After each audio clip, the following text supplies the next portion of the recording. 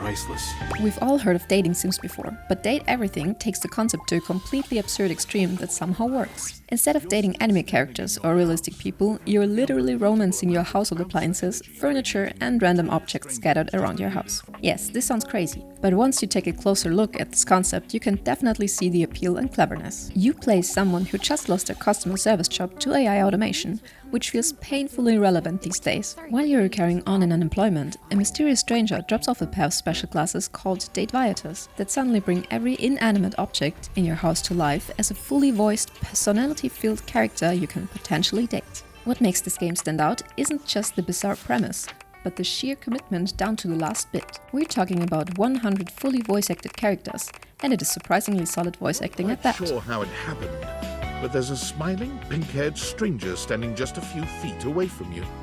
It's true! They really do act like humans, with human emotions, desire... Blech. Do not say dope to Lil Crapper.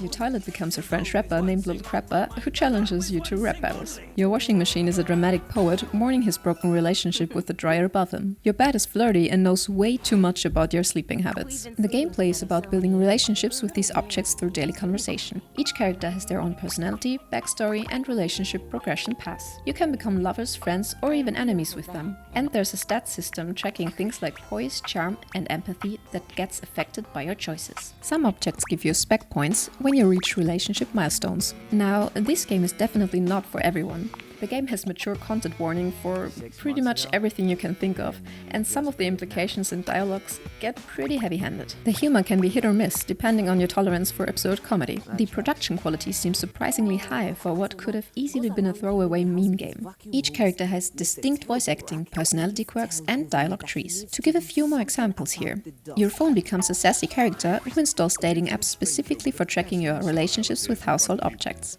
The piano is a pretentious classical musician, and the bartender in minibar desperately wants customers after failing to open 6 times because you keep chickening out of having people over. What's interesting is how the game uses its ridiculous idea to actually explore topics of loneliness and social isolation. Your character is unemployed, single, and apparently hasn't had anyone over in years. The objects in your house know this and comment on it. It's weirdly melancholic, basically underneath all the absurd humor.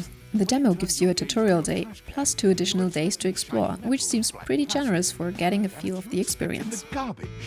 The full version promises significantly more content and storylines. Whether that's worth your money depends on how much the core concept here appeals to you. The game is completely ridiculous, potentially offensive to some, and absolutely not something you'd want your boss walking in on you playing. But if you're in the mood for something bizarre that does commit fully to its weird premise, then this might be worth checking out. And this sentence concludes today's video. If your time was respected, a like or comment is very much appreciated. Right now, what you need to focus on is inside the house.